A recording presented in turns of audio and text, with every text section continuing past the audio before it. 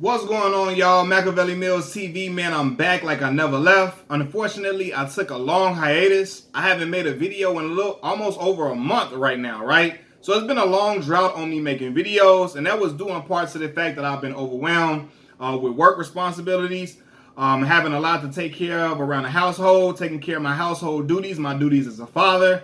Y'all know I have a new son, a new baby in the household, so this is going to take up a lot of my time, as it should. I'm going to be spending time with my son, of course.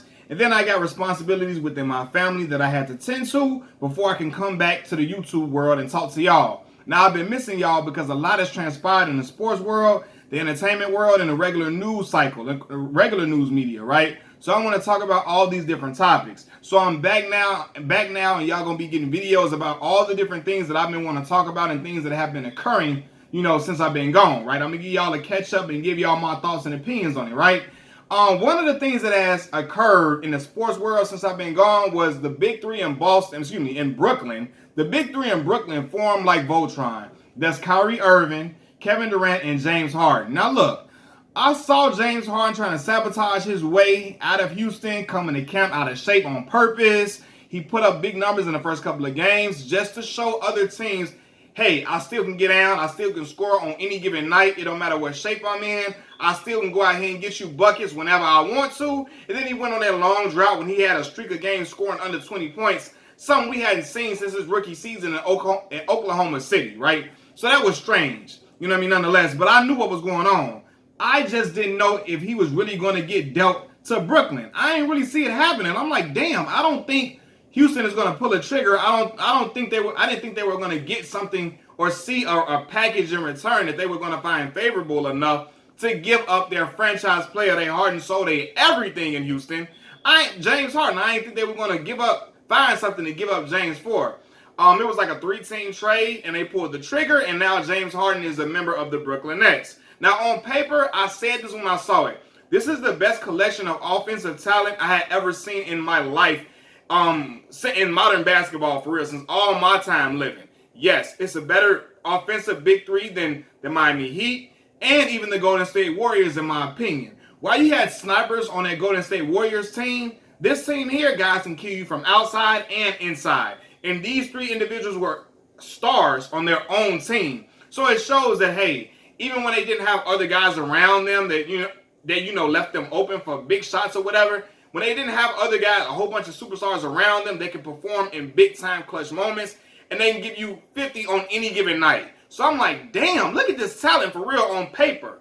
But this is the problem, right? Because tonight, those Brooklyn Nets lost 146 to 149 to the Washington Wizards.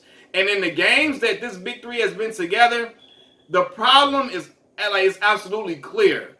They don't play no defense. They are a defensive liability as a unit. And it's clear. Kevin Durant is the best defender out of this Big Three, and they can't protect the rim at all. They can't protect the paint.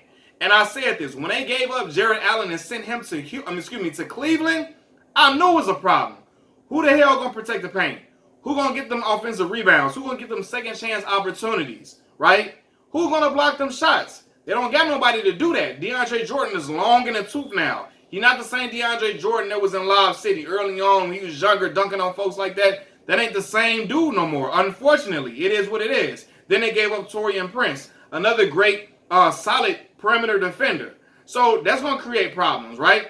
They can go out there and outscore guys all they want to, but they're going to have close games like this against teams that shouldn't really be competing with them. Now, we know the Washington Wizards got Russell Westbrook, the Dynamo, the Phenomenon, and they got Bradley Beal, two exceptional talents, right?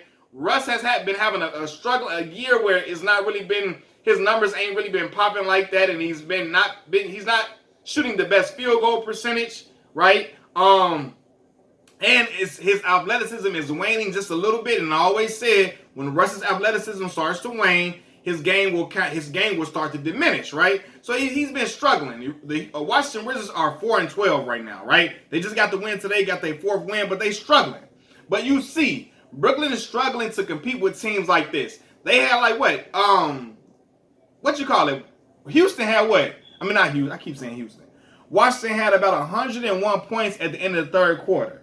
Fam, Brooklyn almost gave up 50 points to them in the fourth quarter alone. That's a damn problem. Like, you gotta be able to stop somebody. This Don Nelson style of basketball, just outscoring people that he used to do with the Dallas Mavericks and the Golden State Warriors teams with Steven Jackson and Matt Barnes, that's not gonna work. It's gonna win you a series here or two, here and there, but it's not gonna get you the chip at the end of the day. This collection of talent that the Brooklyn Nets got, I think they're good enough to go to the finals, but they're going to have problems when they go up against a big man that can really, really score and put that work on you like Joel Embiid. They're gonna be in for some trouble if them guys is not clicking, right? And tonight, James Harden didn't play tonight, but I mean, they got 37 from KD, they got 30 from Joe Harris, 26 from Kyrie, 23 from Jeff Green, so on and so forth. A collection of talent of guys that can just go ahead and get buckets. But it wasn't enough. And you know why it wasn't enough? Fam, listen to this. I want y'all to listen to this, fam. Points in the paint. The Washington Wizards had 72 points in the paint. 72 to 34. Brooklyn Nets had 34 points in the paint. 72 to 34. That means it's a wide open like a goddamn wide open lane to the basket. Can't nobody stop nobody from going to the lane. Everybody just going to the lane, just doing what they want to do. I mean, I'm seeing Bradley Beal break DeAndre Jordan off, going to the cup, finger rolling, putting floaters at the rim, all of that. Russell Westbrook blowing past guys. Guys can't seal off the paint at all. And again, that's a problem when you got a young, youthful guy like Jared Allen, who's going to be there to block shots, to break up plays, is going to alter shots, so on and so forth. He gone. So you got to find a way they got to find a defensive identity. Without question. Because you can outscore guys all you want to. But if you letting Washington beat you, when you play the Boston Celtics teams, when you play the 76ers teams, even the goddamn Atlanta Hawks and stuff like that, when you play those guys, you're going to run into trouble. And lo and behold, you get to the finals. And let's just say the Lakers get to the finals. And they get there, you know, they got guys that can fill it up. Dennis Schroeder can put the ball on the floor, go to the cup. Wesley Matthews can shoot. You got, Braun going to attack the paint vigorously. Anthony Davis going to attack the paint vigorously. They're gonna have bad matchups all over the place, right? Then I watch this too. They're turning the ball over a lot. Now, 17 turnovers might not sound like a lot to you, but they had, in pivotal points, they was giving up the ball, coughing up the damn ball.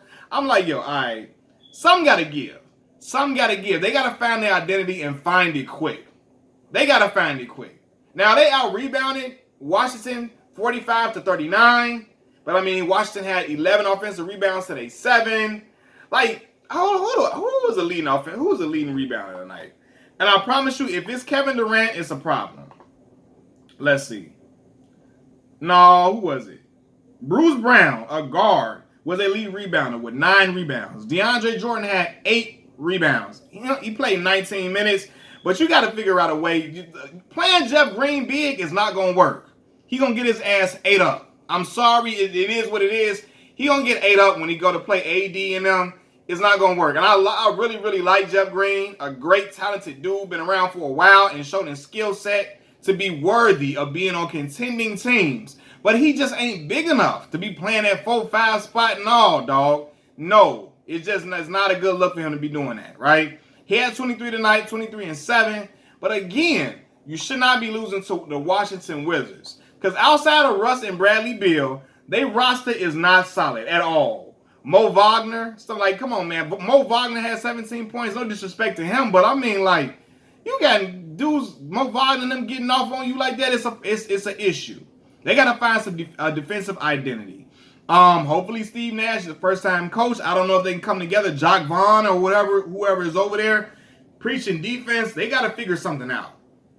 They're giving up way too many points. Dudes didn't put up 150 on them, 140 something. I've seen Colin Sexton go out there and cook Kyrie head tops, try to smoke Kyrie out there. Even though Kyrie is an excellent talent, I love watching Kyrie because he Rucker Park on a basketball court. But they're gonna have to try to figure out something going forward, right? Now, James Harden, a big piece of their big three was missing. But it's been games when he was there, all 3 of them was there, and they still couldn't figure it out and lost games. So you would hope if he was there, they would win this game. But again, too close for comfort with a team like this, right? At the end of the game, they coughing up inbound passes, getting the ball stolen, Russ hitting the 3 on them and all that. Like, They let teams get too much swagger against them. Teams get into a momentum. Y'all know basketball is a game of momentum. Once a team has momentum, they start getting into the rhythm and they start knocking down shots consistently. Yakka, yakka, yakka. And they start going to the cup, gliding in smooth and easy. And if you ain't got a big man that can go out there and contest shots, it's going to be a problem all night. And that's what it was, man. So congratulations to the Washington Wizards.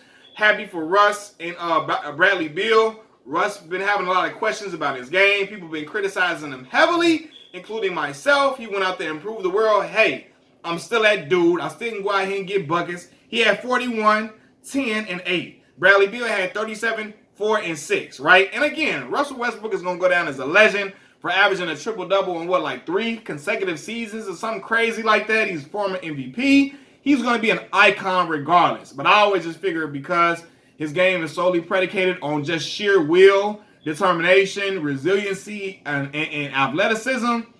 After the athleticism would start to wane, I knew he would start to have problems in his game, right?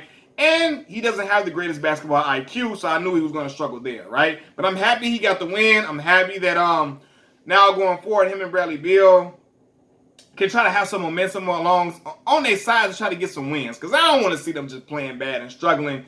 I don't want to see Russell Westbrook going out like that. I really, really don't, right? Especially after he's been on contending teams before in hopes of getting to the championship, into the finals. He got there one time and they fell short to LeBron in the Big Three, right? But yeah, this collection of talent, I'm trying to see how much time I got. My bad, y'all. This collection of talent is the greatest I've seen offensively, even greater than Chris Bosh. Chris Bosh was a monster in Toronto with the little baby dreads and the baby little twist in his head, but he never was what James Harden or Kevin Durant was individually, right? Dwayne Wade was slightly leaving out of his prime when LeBron came over to Miami and that Big Three was formed, right? So, yeah, I want to see what they can do, man. I only got like 20 seconds left, man. I'm sorry I'm looking at the time because I really couldn't tell. Y'all see Andre 3000 is Mr. Clean in the background, man. Glad to be back with y'all, man. But the Brooklyn Nets got to get an defensive identity together or they're going to be in some trouble, as Bernie Mac said in the Players Club. Peace.